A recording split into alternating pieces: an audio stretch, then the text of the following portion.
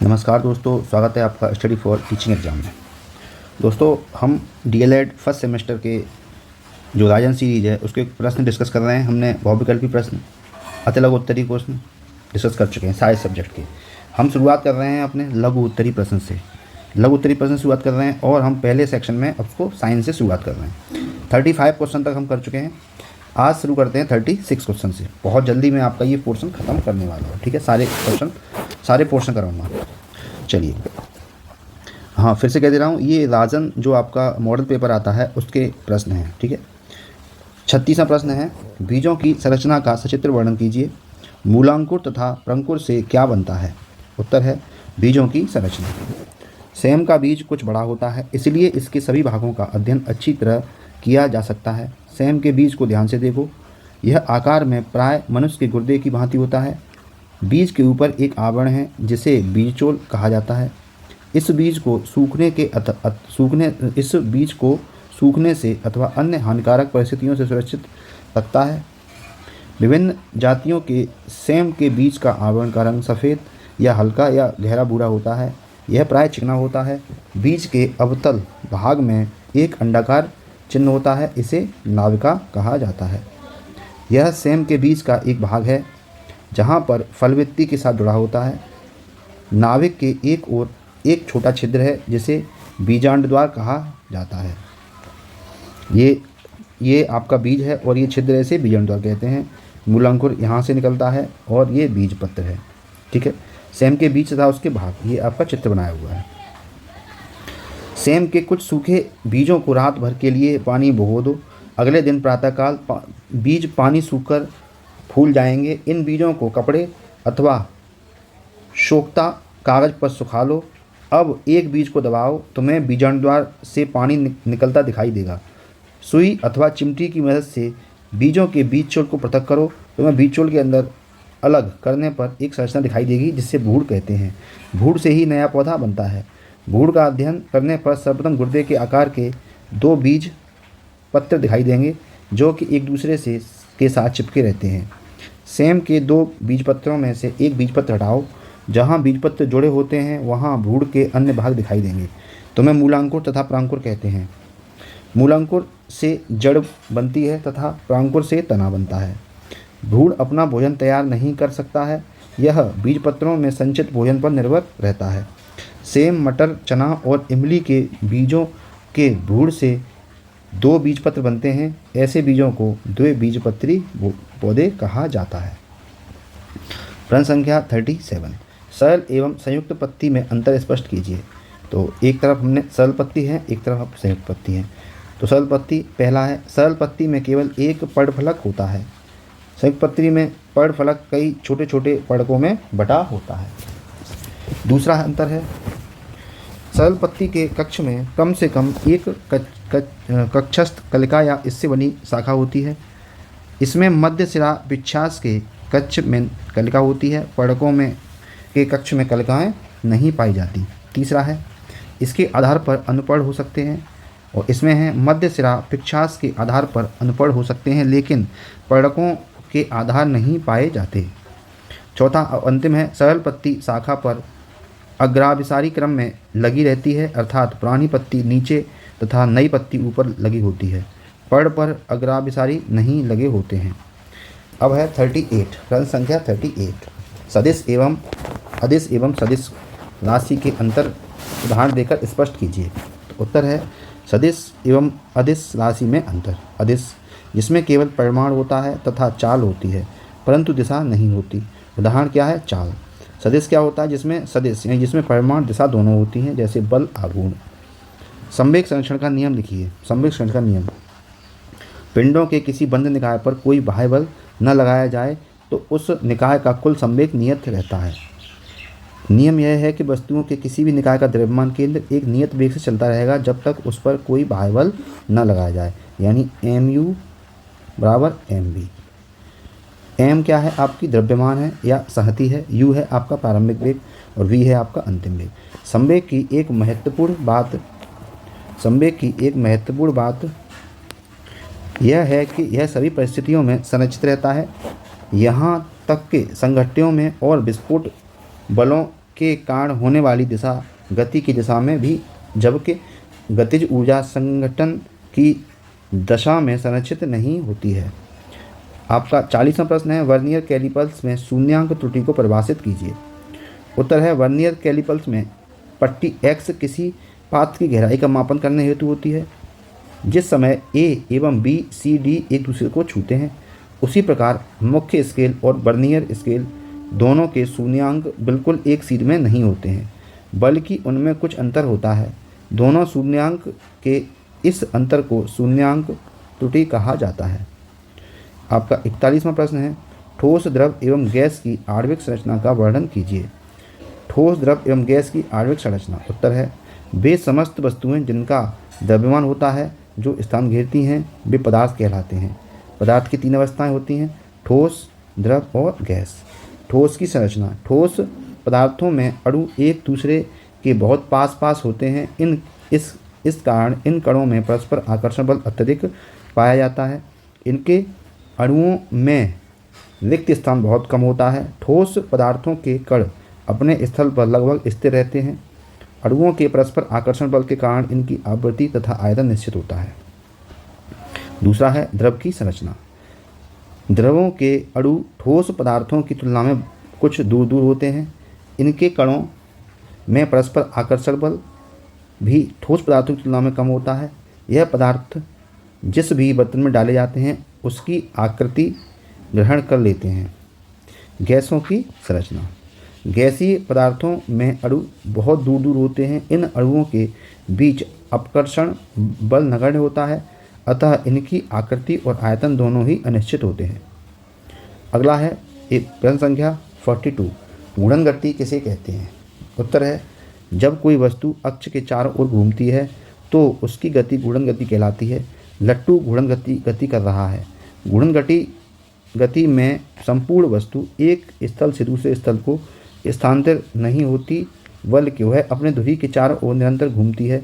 बर्तन बनाने वाला कुम्हार का चाक, घूमती हुई फिरकी, पंखे एवं अपने अक्ष पर चलती हुई साइकिल का पहिया घूर्णन गति के ज्वलंत उदाहरण हैं। संख्या आपके सामने है 43, गति के नियम बताइए। तो गति विषयक द्वितीय नियम पूछा है इसने। इस नियम के अनुसार संवेग परिवर्तन की दर आरोपित बल के अनुक्रमानुपाती होती है तथा यह उसी दिशा में होती है जिसमें बल कार्यों को करता है। इस प्रकार किसी वस्तु पर आरोपित बल उस वस्तु के द्रव्यमान तथा उसमें बल की दिशा में उत्पन्न त्वरण के गुणनफल के बराबर होते हैं। यदि किसी F बल पर आरोपित करने पर उसमें बल की दिशा में A त्वरण उत्पन्न होता है। यदि वस्तु का द्रव्यमान m हो तो द्वितीय नियम है F बराबर ma। F बल और m द्रव्यमान और a क्या है, त्वरण। यदि F बराबर 0 अर्थात जब वस्तु पर कोई बल नहीं लग रहा हो तो a बराबर 0, क्योंकि द्रव्यमान m का मान शून्य नहीं हो सकता। यदि त्वरण का मान शून्य है तो इसका अर्थ है कि या तो वस्तु नियत वेग से गतिमान है या भ्रमावस्था में है। इससे स्पष्ट है कि बल के प्रभाव में वस्तु अपनी गति या भ्रमावस्था को बनाए रखती है। यही गति विषयक द्वितीय नियम है। अतः न्यूटन का गति विषयक द्वितीय नियम प्रथम नियम का ही एक रूप है। न्यूटन के द्वितीय नियम बल के नियम से बल का सूत्र प्राप्त होता है, इसलिए बल का मात्रक किलोग्राम मीटर प्रति सेकंड स्क्वायर या न्यूटन होता है। प्रश्न संख्या 44, गुरुत्वीय बल अथवा पेशी बल को उदाहरण द्वारा समझाइए। तो बल के प्रमुख प्रकार, बल के निम्न प्रकार होते हैं। पहला है आपका पेशी बल। जब हम किसी वस्तु को हाथ से उठाते हैं तो हमारे हाथों की मांसपेशियों में खिंचाव पैदा होता है। हाथ की मांसपेशियों पर उत्पन्न खिंचाव द्वारा वस्तु पर बल लगाया जाता है। पेशियों द्वारा लगाए गए इस बल को पेशी बल कहा जाता है। बैलों द्वारा गाड़ी को खींचना, पानी से भरी बाल्टी उठाना, किसी वस्तु को हथौड़े से पीटना, टमाटर को दबाना आदि बल के ही उदाहरण हैं। दूसरा है आपका गुरुत्वीय बल। पृथ्वी पत्थर के टुकड़े को अपने केंद्र की ओर आकर्षित करती है। पृथ्वी के इस आकर्षण बल को गुरुत्वीय बल कहा जाता है। सही वस्तुओं पर गुरुत्वीय बल कार्य करता है। पृथ्वी प्रत्येक वस्तु को अपने केंद्र की ओर खींचती है। अगला है आपका चुंबकीय बल। लोहे चुंबक की कीलों को अपनी ओर आकर्षित कर लेता है। चुंबक द्वारा कीलों पर लगाए गए बल को चुंबकीय बल कहा जाता है। किसी चुंबक द्वारा किसी अन्य चुंबक एवं चुंबकीय पदार्थों पर लगाया गया बल चुंबकीय बल कहलाता है। अगला है आपका विद्युतीय बल। विद्युतीय बल के कारण भी आकर्षण बढ़ जाता है। उदाहरण के लिए यदि प्लास्टिक के स्केल को सूखे बालों से रगड़कर कागज़ के टुकड़ों के पास ले जाएं तो कागज़ के टुकड़े प्लास्टिक के स्केल की ओर आकर्षित होने लगते हैं। ऐसा विद्युतीय बल लगने के कारण होता है। घर्षण बल। यदि बहुत तेज़ी से दौड़ते हुए अपना पैर अचानक केले के छिलके पर पड़ जाए तो आप गिर पड़ेंगे। यह सिलवट्टे के दांते घिस जाएं, यदि आटा चक्की के पट्टे घिस जाएं तो क्या होगा? चक्की गति नहीं करेगी। घर्षण बल की मात्रा बहुत कम होने से कारण ऐसा होता है। पौधों के जड़ों के भागों का रूपांतरण का वर्णन कीजिए। जड़ें दो प्रकार की होती हैं, एक है मूसला जड़ें, दूसरी है अपस्थानिक जड़ें। जड़ें पौधों को भूमि में स्थिरता प्रदान करने तथा जल व खनिज लवणों का अवशोषण का कार्य करती हैं, परंतु इनके अतिरिक्त जड़ें कुछ अन्य कार्यों के लिए भी रूपांतरित हो जाती हैं। जैसे मूसला जड़, ये संचित खाद्य के कारण फूली हुई गूदेदार और विभिन्न कार्य की हो जाती हैं। शंकुरूप, यह जड़ ऊपर से चौड़ी फिर नीचे से पतली होती जाती हैं, जैसे गाजर। कुंभी रूप, इस प्रकार की जड़ों में ऊपर का भाग घोड़े के समान फूला और निचला भाग एकदम पतला हो जाता है, जैसे सलजम। तुर्करूप जड़ मध्य में फूली हुई परंतु दोनों सिरों, शीर्ष तथा आधार पर पतली होती है, जैसे मूली। गांठदार जड़, यह फूली हुई गूंजेदार होती है परंतु कोई निश्चित आकार नहीं होता, जैसे गुल अब्बास। अगला है अपस्थानिक जड़। जब जड़ मूलांकुर के अलावा पौधे के किसी और स्थान से विकसित होती है तब अपस्थानिक जड़ कहलाती है। अल्पवायु जड़ों के समाप्त होने पर भी अपस्थानिक जड़ें निकलती हैं। अगला है रेशेदार। जड़ें बहुत पतली तथा जंतु के समान होती हैं। कंद जड़ों में भोजन संचित होने के कारण ये फूल जाती हैं तथा गुच्छे बना लेती हैं, जैसे शकरकंद एवं एस्पेरागस आदि। ग्रंथिमय, जिन जड़ों के सिरे फूल जाते हैं उन्हें ग्रंथिमय जड़ें कहा जाता है, जैसे मेलीलोटस। अगला है जटामूल। जब पर्व संधियों से जड़ें निकलकर भूमि की ओर बढ़ती हैं तथा भूमि के अंदर घुसकर रस्सीनुमा संरचना निर्मित कर लेती हैं तो यह जटामूल जड़ कहलाती है, जैसे मक्का। अगला है मणि रूपाकार। जब जड़ एक निश्चित अंतर के बंद मोती की भांति फूलती है तो वह मणि रूपाकार कहलाती है, जैसे वाइटस। अगला है आपका आरोही मूल। आरोही जड़ें पर्व संधियों पर निकलती हैं और आरोही को चढ़ने में सहायक देती हैं, जैसे मनी प्लांट, मोनिस्टेरा। सुषम जड़ें, ये जड़ें लवणोद्भिद पौधों में पाई जाती हैं। भूमि में जब हवा ऑक्सीजन की कमी होती है तब श्वसन की क्रिया करने हेतु कुछ जड़ें भूमि से ऊपर निकलकर श्वसन करने लगती हैं। इन्हें श्वसन जड़ें कहा जाता है, जैसे एविसिनिया और जूसिया। अगला है आपकी स्तंभ मूल। जब जड़ें शाखाओं से निकलकर भूमि में चलती जाती हैं तथा पेड़ को स्तंभ की भांति जड़ता प्रदान करती हैं तो वे स्तंभ मूल जड़ें कहलाती हैं, जैसे बरगद। उपरोही जड़ें, पादपों में वायवी जड़ें मिलती हैं। इन जड़ों में बेलामन ऊतक पाया जाता है। यह बेलामन वायु से नमी सोख लेता है, जैसे आर्किड की जड़ें। अगला है पर्डेल जड़ें। जब पत्तियों में जड़ें निकलती हैं तो वह जड़ें पर्डेल जड़ें कहलाती हैं, जैसे पत्थर चट। अगला है परजीवी जड़ें।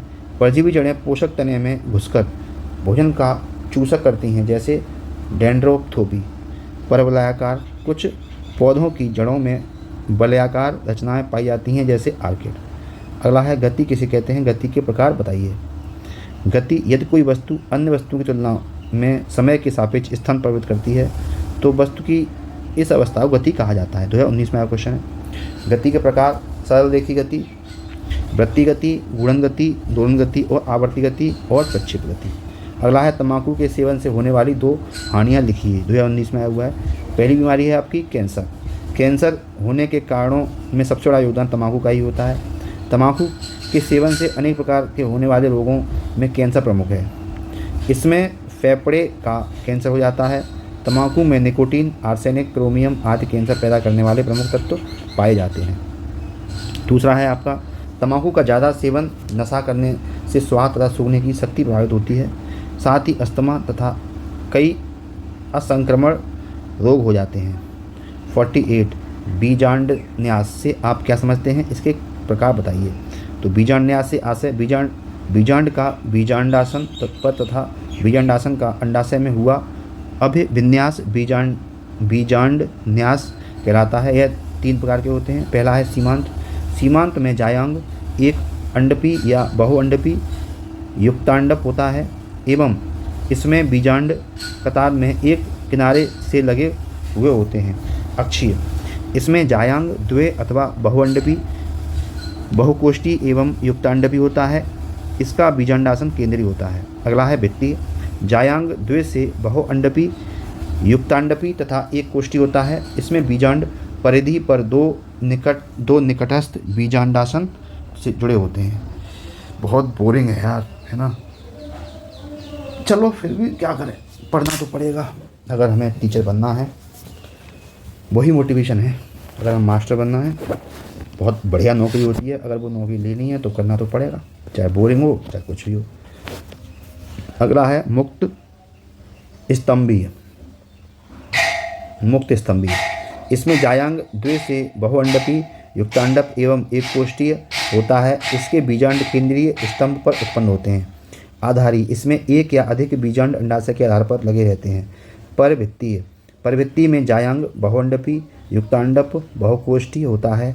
वास्तव में बीजांडासन परिधि के अंदर की ओर वृद्धि करता है, जिससे यह संपूर्ण अंतः सतह पर पाए जाते हैं। अगला क्वेश्चन देख लेते हैं आपका। निषेचन क्या है, स्पष्ट कीजिए। 49 निषेचन फर्टिलाइजेशन। बीजांड के भ्रूणकोश में प्रवेश करने के पश्चात पराग नलिका का शीर्ष गल जाता है तथा इसमें उपस्थित नलिका केंद्रक भी लुप्त हो जाता है।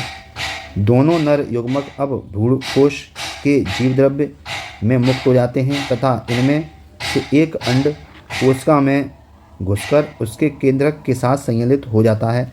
इस प्रकार मुख्य निषेचन क्रिया खत्म हो जाती है। इसमें युग्मनज या जाइगोट का निर्माण होता है। यह युग्मनज आगे चलकर भ्रूण दूसरा नर युग्मक दोनों ध्रुवीय केंद्रकों के साथ संलयन करके एक द्विगुणित केंद्रक निर्मित करता है, जिसे प्राथमिक भ्रूणकोश केंद्रक कहते हैं। इस क्रिया को त्रिक संलयन कहते हैं। प्राथमिक भ्रूणकोश केंद्रक बार बार विभाजित हो जाता है तथा इसके फलस्वरूप सभी केंद्रकों के चारों ओर भित्तियां बन जाती हैं। इस प्रकार जो ऊतक बनता है उसे भ्रूणकोश कहा जाता है। भ्रूणकोश में भोज्य पदार्थ एकत्रित हो जाता है। यह भ्रूण के परिवर्धन के समय उसे पोषण प्रदान करता है। दोहरा निषेचन होने के कारण ही आवृत बीजियों की यह क्रिया द्विनिषेचन कहलाती है। आज का अंतिम प्रश्न संख्या 50। पर परागण के 2 लाभ लिखिए। उत्तर है पर परागण के लाभ। पहला है पर परागण से बने बीज अपेक्षाकृत दंड स्वरूप अथवा संख्या में अधिक होते हैं। इनसे उत्पन्न बीजों की अधिक मजबूत, अधिक प्रतिरोध क्षमता वाले होते हैं। पर परागण से होने पर ही कृत्रिम परागण करके नई आवरण तथा वांछित लक्षणों वाली जातियां उत्पन्न की जा सकती हैं। दोस्तों आज हम इसको यहीं तक रखते हैं। अब ज़्यादा प्रश्न नहीं है। 2 लेक्चर में 2 दिन में आपका ये फिनिश हो जाएगा, है ना। शायद एक ही में हो जाए, एक ही में थोड़ा बड़ा कर लेंगे। कितने क्वेश्चन, 70 क्वेश्चन कुछ थे, ठीक है। ये हैं आपके 75। हाँ तो 25 क्वेश्चन और बचे हैं, तो आशा करते हैं कि 25 क्वेश्चन अगले में ही ख़त्म कर दें, है ना। और फिर इसके बाद अभी हमारे कुछ मित्र बाल विकास की कह रहे थे, तो बाल विकास करेंगे। इसके बाद सारे मॉडल पेपर कराऊंगा मैं, ठीक है। कोई टेंशन मत लेना आप लोग, सारा कुछ यहीं मिलने वाला है। PDF भी यहीं पर मिल जाएगी आपको। चलिए मिलते हैं कल किसी और नए इन्फॉर्मेटिव सेशन में। तब तक के लिए जय हिंद, जय भारत।